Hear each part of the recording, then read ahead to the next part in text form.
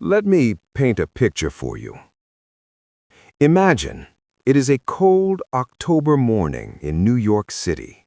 The date is October 29th, 1929. You are standing on the corner of Wall Street and Broad Street. The air is filled with tension. You can feel it in your bones. Look up. What do you see? Ticker tape. Thousands of pieces of paper floating down from the windows of the New York Stock Exchange like black snow. But this is not a celebration. This is not a parade. Now, look down the street. What do you see? Men in expensive suits, crying. Grown men sitting on the curb, their heads buried in their hands, sobbing like children. Some are screaming at the sky. Some are just standing there, frozen, staring at nothing. These men were millionaires yesterday. These men were the kings of Wall Street. Today, they are nothing. Today, they are bankrupt. Today, some of them will jump out of windows. This was Black Tuesday, the day the American dream died. But here is the thing that most history books won't tell you. The stock market crash of 1929 did not cause the Great Depression. It was simply the spark that lit the fuse. The Depression itself was a slow-burning fire that consumed America for an entire decade. And what a decade it was. Before the crash, there was the roaring 20s, jazz music pouring out of speakeasies, flappers dancing the Charleston in short dresses, automobiles rolling off assembly lines by the millions. It felt like the party would never end. The stock market was going up and up and up. Everyone was getting rich. Your barber was giving you stock tips. Your maid was buying stocks on margin. Teachers, plumbers, factory workers, everyone was playing the market. Why? Because it was easy money. Because it was guaranteed money. Because America had discovered a magic trick called buying on margin. Here is how it worked. If you wanted to buy $100 worth of stock, you only needed $10 of your own money. You borrowed the other $90 from your broker. So if the stock went up to $110, you just made a 100% profit on your $10. It felt like free money. It felt like the universe was rewarding Americans for being Americans. But there was a catch, a deadly catch. If the stock went down to $90, you lost your entire $10, and you still owed the broker the money you borrowed. You were trapped. You were leveraged. You were gambling with borrowed money. And everyone was doing it. Everyone. By 1929, the stock market had become a casino. People weren't buying stocks because companies were profitable. They were buying stocks because they thought they could sell them to someone else for a higher price. It was a bubble, a massive, fragile, dangerous bubble. And underneath this bubble, the foundation of America was already cracking. Farmers were struggling. Crop prices had collapsed after World War I. Textile mills were shutting down in New England. Coal mines were closing in Pennsylvania. But nobody noticed these cracks because the stock market was going up, because the party was still going. Then came September 1929, the first tremor. The market wobbled. Big investors, the smart money, they started selling quietly. They could see what was coming. But the public kept buying. The public kept dancing. Then came October 24th, Black Thursday. The market opened down. Panic started. The ticker tape machine couldn't keep up with the selling. By the time you found out what your stock was worth, it was already worth less. Much less. The big bankers tried to stop the panic. They pooled their money together and bought huge amounts of blue-chip stocks. It worked, for a moment. The market stabilized. People went home thinking the crisis was over. They were wrong, so wrong. 5 days later came the horror. October 29th, Black Tuesday. 16 million shares were traded that day, a record that would stand for 40 years. There were no buyers, only sellers. People were screaming, fighting, begging, but nobody was buying. Stocks became worthless. Companies that were worth millions in the morning were worth nothing by lunchtime. The ticker tape machine ran for hours after the closing bell, printing prices that nobody wanted to see. And just like that, the party was over. Let me tell you about the people who were there. There was a man named Winston Churchill. Yes, that Winston Churchill. He was in New York on October 29th. He later wrote, "I saw a scene of utter devastation. Men were rushing about waving ticker tapes. The whole fabric of credit and commerce seemed to be crumbling before my eyes." There was a clerk named William Danforth. He watched as a man he knew, a wealthy broker, climbed onto a window ledge 17 stories up. The man looked down at the crowd. He looked back at the empty board behind him, and then he jumped. Danforth said, "I'll never forget the sound. It was a sound I didn't know a human body could make." There was a reporter named Elliott V. Bell. He was standing on the floor of the exchange when the selling started. He said, "It was like a riot. Men were shouting and pushing. The air was thick with paper. I saw men who had been millionaires that morning begging for loans, begging, and nobody would lend them a dime." The crash destroyed fortunes, but it also destroyed something deeper. It destroyed trust. Trust in the banks, trust in the system, trust in the American dream. Because if the stock market could fall this fast, if millionaires could become paupers overnight, then what was safe? What was real? What could anyone believe in? Those are the questions that haunted America in the winter of 1929, and those are the questions that would shape the next 10 years. But here is the thing.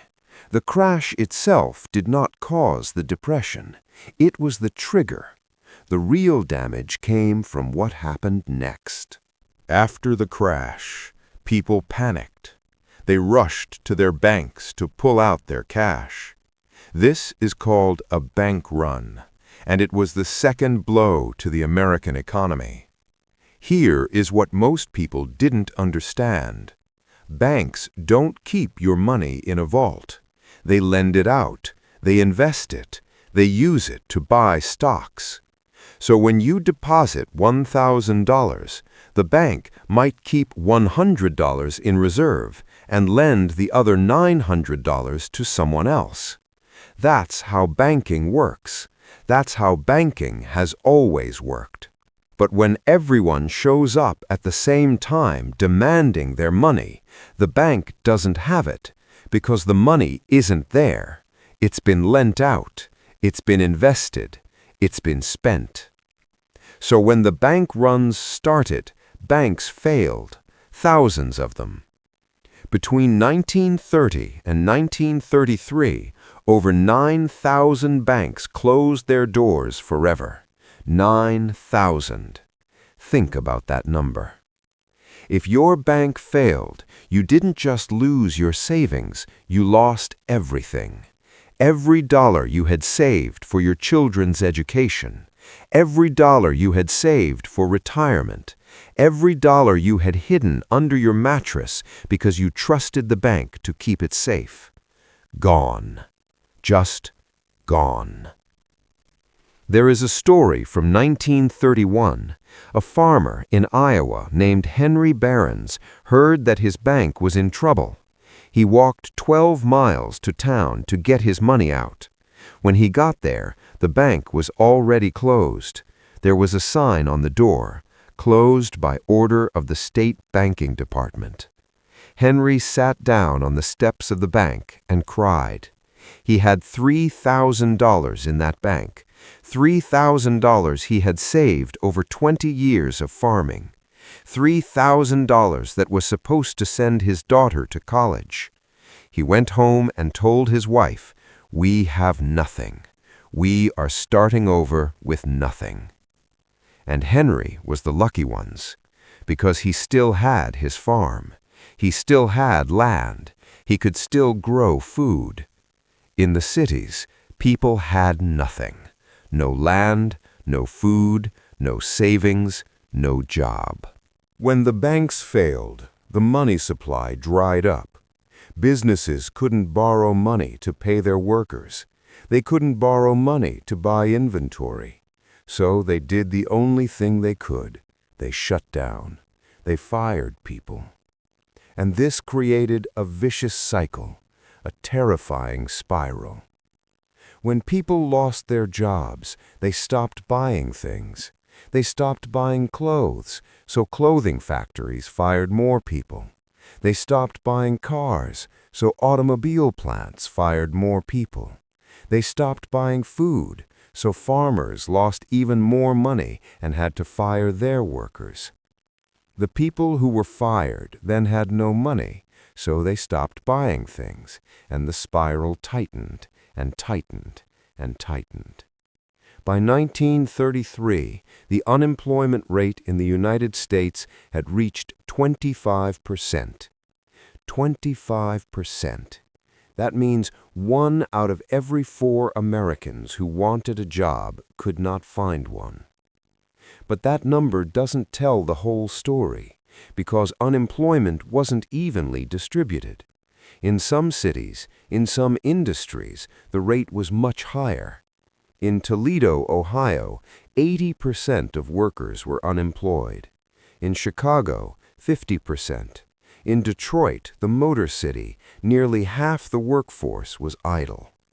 And those who still had jobs saw their wages cut, sometimes by half, sometimes by more. Employers could get away with it because there were hundreds of applicants for every opening. If you wouldn't work for 50 cents a day, someone else would. Let me make this real for you. Imagine a man. Let's call him Joe. Joe is a carpenter. He built houses his whole life. He's good with his hands. He's proud of his work. He has a wife and 3 children. In 1929, Joe lost his job.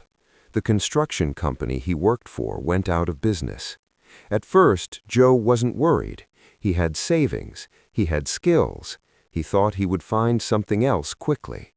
But he didn't. Weeks turned into months. Savings ran out. Joe started selling things. First the radio, then the furniture, then his tools. The things he used to earn a living, sold for pennies on the dollar.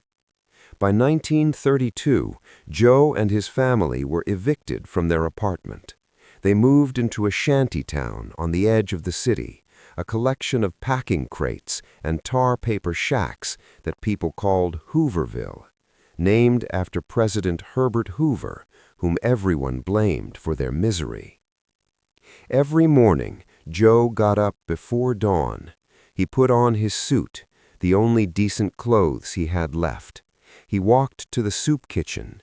He stood in line for 3 hours, hoping for a bowl of watery soup and a piece of stale bread. He looked down at the ground while he waited, because he couldn't bear to make eye contact with the other men in suits standing next to him. At night, he lay in his shack, listening to his children cry for hunger, listening to his wife whisper prayers, listening to the wind blow through the cracks in the walls. Joe's story was not unique. There were millions of Joes, Millions of families, millions of Americans who had worked hard, played by the rules, and ended up with nothing. Let me tell you more about those shanty towns, the Hoovervilles. They sprang up all over America, in New York's Central Park, in Seattle's Tide Flats, in Washington, D.C., right across from the White House, in St. Louis along the Mississippi River. Every major city had one, sometimes several. What did they look like? Imagine a dump. Now imagine people living in that dump. Shacks made of orange crates and tar paper, tents made of old blankets, holes dug into the ground with roofs of scrap metal, cardboard boxes arranged like houses. There was no running water, no electricity, no sanitation. Children played in piles of garbage. Women cooked over open fires. Men sat in circles playing cards, not for money, for something to do. In New York City, there was a Hooverville in Central Park near the reservoir. The city health department counted 85 huts there in 1932, 85 families living in a public park. In Seattle, the Hooverville grew to over 1,000 residents. They had their own mayor, their own police force, their own laws. They were a city within a city of the dispossessed. In Washington, D.C., veterans of World War I built a Hooverville near the Capitol. They called it Bonus City. They were demanding early payment of a bonus the government had promised them for their service. The army came and burned their shacks to the ground. Tanks rolled through the streets. Soldiers with bayonets chased unarmed veterans away from their own capital. These were Americans. These were heroes of the Great War, and they were treated like enemies. Hunger was everywhere in the 1930s, not just in the Hoovervilles, not just in the cities, everywhere. People did things they never thought they would do, things that shamed them, things they never told their grandchildren. In the cities, children went dump picking. They climbed into garbage bins behind restaurants and grocery stores. They looked for rotten vegetables, old bread, meat scraps, anything that could be eaten. Sometimes they fought each other over a half-rotten apple. In rural areas, people ate weeds, dandelions, wild onions, pokeweed. They boiled them and called it soup. They gathered acorns and ground them into flour. They trapped squirrels and rabbits and ate them, even though they had never eaten wild animals before. In Appalachia, whole communities survived on wild salad and poor man's butter. That's what they called the weeds and the lard they could sometimes afford. In the coal country of Pennsylvania and West Virginia, families picked through slag heaps looking for pieces of coal to burn. They walked miles along railroad tracks, picking up chunks that fell from trains. They risked getting hit by trains because being warm was worth dying for. There are accounts of people eating clay, eating starch, eating wallpaper paste, anything to fill their stomachs, anything to stop the hunger pangs. Doctors reported diseases they had never seen before: malnutrition, rickets, pellagra, children with swollen bellies from hunger, children with rotting teeth from lack of calcium, children who would never grow to full height because they didn't get enough food during their growing years. One doctor in New York City wrote, "I have seen children who look like they came from a famine zone in Africa, but they were born here. They are Americans." Now, if you think the cities were bad, let me take you to the plains. This is where the Depression met nature, and they created hell together. The Great Plains, Kansas, Oklahoma, Texas, Colorado, New Mexico. For decades, farmers had plowed up the deep-rooted grass that held the soil in place. They planted wheat. Wheat was money. Wheat was the future. Then the rain stopped. Dry, 1931. Drier, 1932. Almost no rain, 1933. Nothing. 1934. Nothing. 1935. Nothing. The land turned to dust. Without rain, without grass roots to hold it, the soil simply blew away. And when it blew hard. Imagine a hot summer day. You're standing in a field in Oklahoma. The sky is clear, the sun is bright. Then you see it on the horizon, a wall of black. It's moving toward you fast, faster than you can run. This is a black blizzard, a dust storm. It hits you like a wave. Suddenly you can't see, you can't breathe. The dust gets in your eyes, your nose, your mouth. You cover your face with a handkerchief, but the dust is so fine, so powdery, it gets through anyway. You choke, you cough, you panic. The storm lasts for hours, sometimes days. When it finally passes, everything is covered in dust. Your house, your fields, your animals, your children. Dust in the beds, dust in the food, dust in your lungs. This was life in the Dust Bowl. People got sick from breathing the dust. They called it dust pneumonia. It killed thousands, especially children, especially the old. There was no cure. There was no treatment. You just choked to death on the soil of your own farm. Crops wouldn't grow. The wheat fields turned into sand dunes. Tractors were buried up to their axles. Farm animals died from inhaling dust, their lungs filled with dirt until they couldn't breathe. Families had to make a choice: stay and die, or leave and hope. Thousands chose to leave.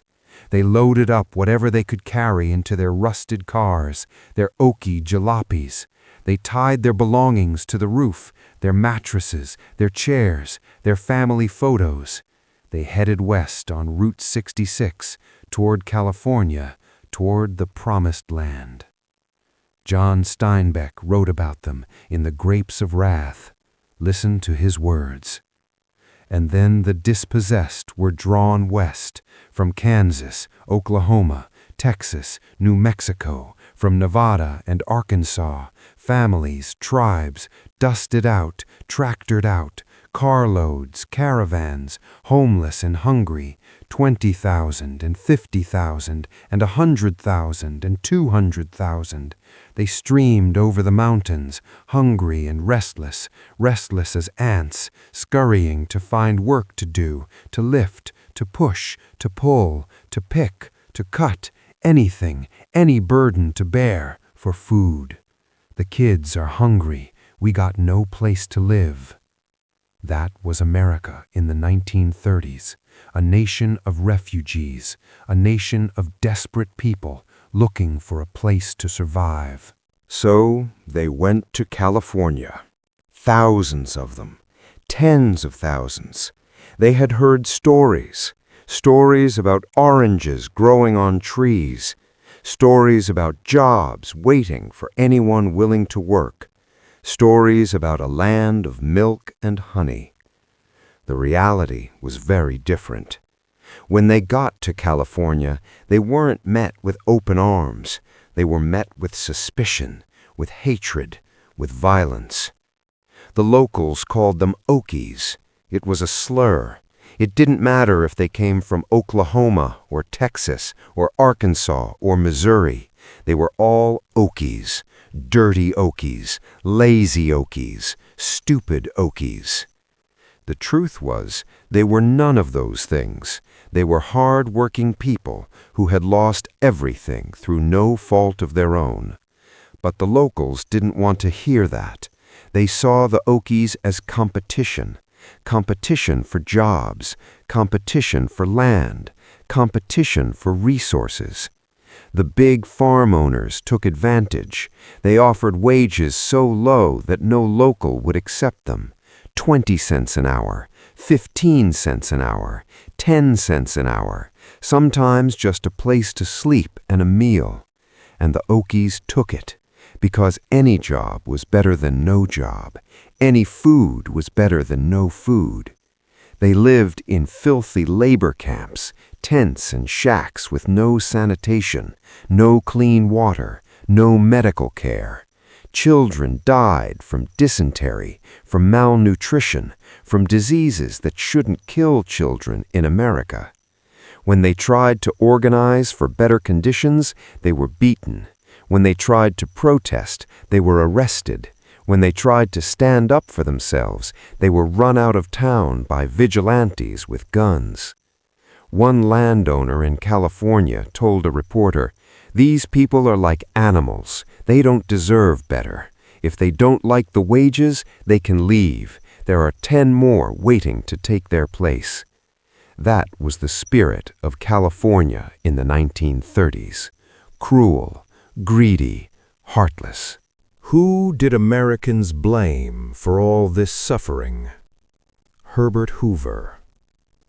Herbert Hoover was president when the Depression started. He was a Republican. He was a businessman. He believed in self-reliance. He believed that government should not interfere in the economy. He believed that charity and local communities should take care of the poor. Those beliefs destroyed him. Hoover did try to help. He signed the Smoot-Hawley Tariff Act, which raised taxes on imports. He thought it would protect American jobs. Instead, it triggered a trade war. Other countries raised their tariffs against American goods. Exports collapsed. More jobs disappeared. He created the Reconstruction Finance Corporation, which lent money to banks and businesses. But he refused to lend money directly to individuals.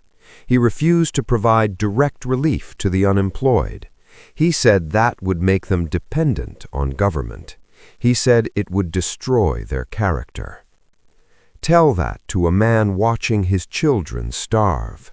Tell that to a woman boiling weeds for soup. Tell that to a veteran whose shack was burned by the army. The American people hated Hoover. They named everything after him. Hoovervilles, Hoover blankets, newspapers used for warmth, Hoover flags, empty pockets turned inside out, Hoover leather, cardboard used to patch shoe soles. In the election of 1932, Hoover didn't stand a chance. He was defeated by Franklin Delano Roosevelt, and Roosevelt promised a New Deal.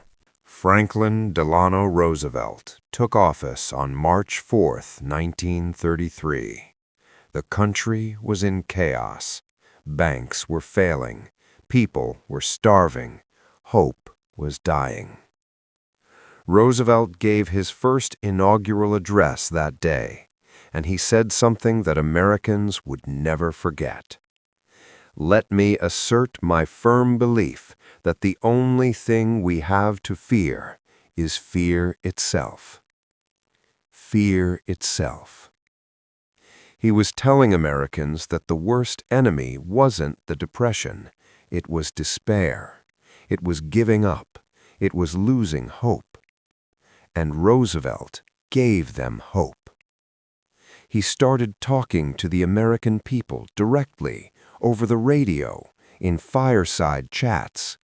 He would sit by a fireplace in the White House with a microphone, and he would explain what the government was doing. He used simple language. He spoke like a friend. He made people feel like he was sitting in their living room, telling them everything would be okay. One woman wrote to him, When you speak, I feel like someone cares. I feel like I'm not alone. That was Roosevelt's genius. He made people feel seen. He made people feel heard. He made people feel hopeful. And Roosevelt didn't just talk, he acted. In his first 100 days in office, he launched more programs than any president in history. This was the New Deal. Let me tell you about some of them. First, the Emergency Banking Act. Roosevelt closed every bank in America for 4 days. He inspected them. He only reopened the ones that were sound. And when the banks reopened, people brought their money back because they trusted Roosevelt, because he had restored confidence. Second, the FDIC, the Federal Deposit Insurance Corporation. This was a revolution. The government now guaranteed your bank deposits. If your bank failed, the government would pay you back, up to $5,000. Bank runs stopped overnight. Third, the CCC, the Civilian Conservation Corps. Young men, unemployed young men, were sent to work in national parks and forests. They planted trees, built trails, fought fires. They earned $30 a month and sent $25 home to their families. 3 million men went through the CCC. 3 million men learned skills, gained confidence, and helped their families survive. Fourth, the WPA, the Works Progress Administration. This was massive. The WPA employed 8 million Americans. They built roads, bridges, airports, schools, hospitals, post offices. They painted murals, wrote plays, created music. They didn't just give people money, they gave people dignity. They gave people work. Fifth, the TVA, the Tennessee Valley Authority. This brought electricity to one of the poorest regions in America. The Tennessee Valley had no power, no lights, no refrigerators, no radios. The TVA built dams, generated electricity, changed lives overnight. Farmers who had never seen a light bulb could now read at night. Children could do homework after dark. Sixth, Social Security. This was perhaps the biggest of all. The government created a system where workers paid into a fund, and when they retired, they got money back. It was a safety net. It meant that old people wouldn't starve. It meant that widows and orphans wouldn't be left with nothing. These programs changed America. They didn't just provide relief, they rebuilt the country. They created infrastructure we still use today. They created a social contract that still exists today. But here is the truth. The New Deal did not end the Great Depression. Unemployment remained high throughout the 1930s. In 1934, it was 22%. In 1935, 20%. In 1936, 17%. In 1937, it spiked again to 19%. The economy recovered somewhat, but it never fully recovered, not until the war. Why? Because the New Deal was massive, but it wasn't massive enough. Roosevelt was afraid of deficits. He was afraid of too much government spending, so he pulled back too soon. In 1937, he cut spending, and the economy tanked again. They called it the Roosevelt Recession. Critics said the New Deal didn't go far enough. They wanted national health care. They wanted guaranteed jobs for everyone. They wanted to nationalize banks. Roosevelt said no. He was a pragmatist. He did what he thought was possible. So the Depression continued. People still suffered. People still starved. People still lived in Hoovervilles. What finally ended it? War. World War II began in Europe in 1939. America stayed out at first, but we started supplying the Allies, Britain, France, later the Soviet Union. We became the arsenal of democracy. Factories that had been silent for a decade suddenly came back to life. They built tanks, planes, ships, guns, ammunition. The government was buying everything they could produce. There was no limit, no budget too big. And with millions of men going off to fight, the factories needed workers. Women stepped up, millions of women. They became Rosie the Riveter. They built bombers, they welded ships, they ran lathes. They proved they could do any job a man could do. Suddenly, everyone who wanted a job had a job. Unemployment dropped to 10%, then 5%, then 2%. By 1944, there was virtually no unemployment in America. The Great Depression was over. Not because of government programs, not because of the New Deal, not because of kindness or compassion, because of war, because of the massive industrial demand of a world war. It's one of the great ironies of history. The thing that finally saved America was the thing that killed millions of people around the world. But let's not forget what was lost. The Great Depression wasn't just an economic event. It was a psychological earthquake. It scarred an entire generation. The people who lived through it, they were changed forever. They became savers, not spenders. They never threw away a bent nail. They never wasted a scrap of food. They mended their clothes until they fell apart. They kept their money in mattresses long after the FDIC made banks safe. They were suspicious of banks, suspicious of stock markets, suspicious of anyone who promised easy money. They had learned the hard way that the rug can be pulled out from under you at any moment. They also learned the value of community, of helping your neighbor, of sharing what little you had. Because in the Depression, if you didn't help each other, you died. Simple as that. My grandmother used to tell me stories. She grew up in the Depression. She said, "We didn't have much, but we had each other, and that was enough." She also said, "Never take food for granted. Never take a job for granted. Never take anything for granted, because it can all disappear, just like that." She would snap her fingers when she said it. That's what the Depression taught Americans, that prosperity is fragile, that security is an illusion, that the good times, they don't last forever. So what did we learn from the Great Depression? First, we learned that banks need regulation. Before the Depression, banks could do whatever they wanted. They could gamble with your money. They could lend to anyone. They could fail without warning. The Depression changed that. The FDIC, the SEC, the Glass-Steagall Act. These laws protected people from the excesses of Wall Street. Second, we learned that government has a role. Before the Depression, most Americans believed that government should stay out of the economy. Let the market work. Let the strong survive. The Depression showed that the market doesn't always work. Sometimes it fails catastrophically. And when it fails, government has to step in to provide relief, to create jobs, to protect the vulnerable. Third, we learned that we're all connected.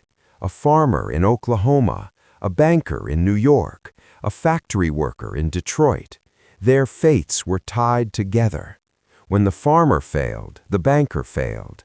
When the banker failed, the factory worker failed. We learned that we rise and fall together, that we have a shared responsibility for each other.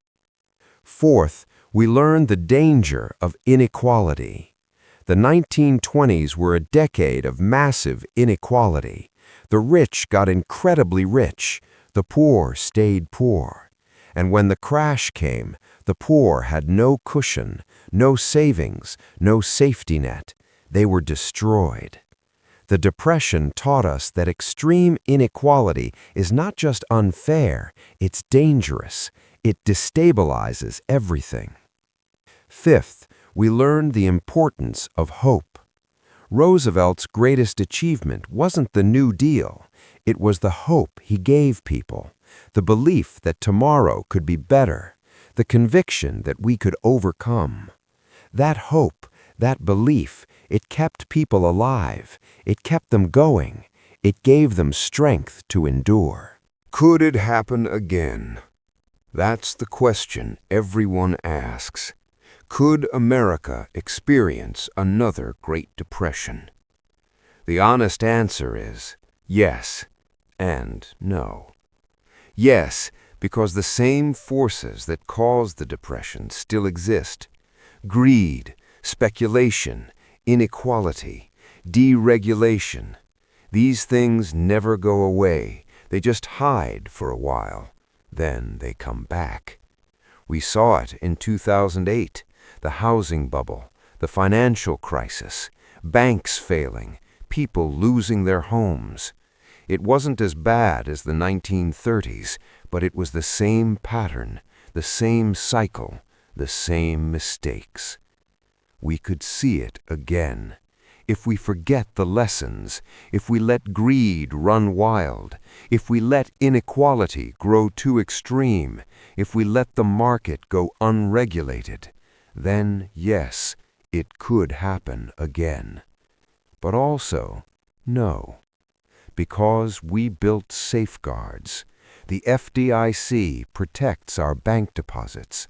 Social Security protects the elderly. Unemployment insurance protects workers who lose their jobs. These programs weren't perfect, but they worked. They stopped the 2008 crisis from becoming another depression. The question is, will those safeguards hold? Will future generations remember why they were created, or will they dismantle them and let history repeat itself? That's up to us. That's up to you. Let me end with some stories. Stories of Americans who lived through the Depression. Stories of survival. Stories of resilience. Stories of hope. There was a woman named Lucille. She was a teenager in Chicago during the Depression. Her father lost his job. Her mother took in laundry. Lucille and her brothers collected coal that fell from trains. They picked dandelions for salad. They wore clothes made from flour sacks. Lucille later said, "We were poor, but we didn't know we were poor, because everyone around us was poor too. We had fun. We played games. We told stories. We sang songs. We had each other." There was a man named Charles. He was a sharecropper in Arkansas. He lost his land in the Dust Bowl. He loaded his family into a truck and drove to California. They picked cotton for 15 cents an hour. They lived in a tent. They were called Okies and treated like dirt. Charles later said, "I learned that a man's worth isn't measured by his money. It's measured by his heart. I saw rich men jump out of windows. I saw poor men share their last piece of bread. I learned who people really are." There was a woman named Eleanor. She was a teacher in New York City. She saw her students come to school hungry. She brought extra food from home. She organized a breakfast program. She started a clothing drive. She did whatever she could. Eleanor later said, "The Depression taught me that one person can make a difference. You don't need to save the whole world. Just save one person. Just help one family. Just make one child's life better. That's enough. These are the voices of the Great Depression, voices of ordinary Americans who faced extraordinary hardship, who endured, who survived, who kept going when everything seemed hopeless. So here we are, almost 100 years later. The Great Depression is history now. The people who lived through it are almost all gone. Their stories are fading, their memories are fading. But the lessons must not fade. We must remember what happened. We must remember why it happened. We must remember the human cost, the suffering, the hunger, the despair. We must remember so that we never, ever let it happen again.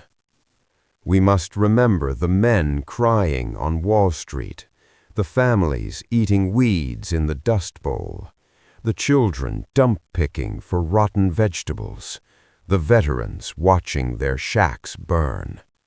We must remember the Hoovers, the Roosevelts, the New Dealers, the Rosie Riveters, the ordinary Americans who kept going when everything fell apart. We must remember that prosperity is fragile, that the good times don't last forever, that the rug can be pulled out from under us at any moment.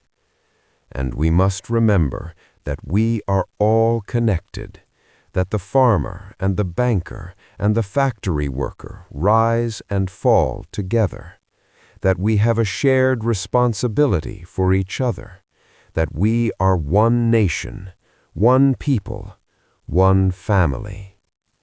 The Great Depression was the worst economic disaster in American history, but it was also a testament to the American spirit, to the resilience of ordinary people, to the power of hope, to the strength of community. We survived it then. We can survive anything now. As long as we remember, as long as we learn, as long as we never forget.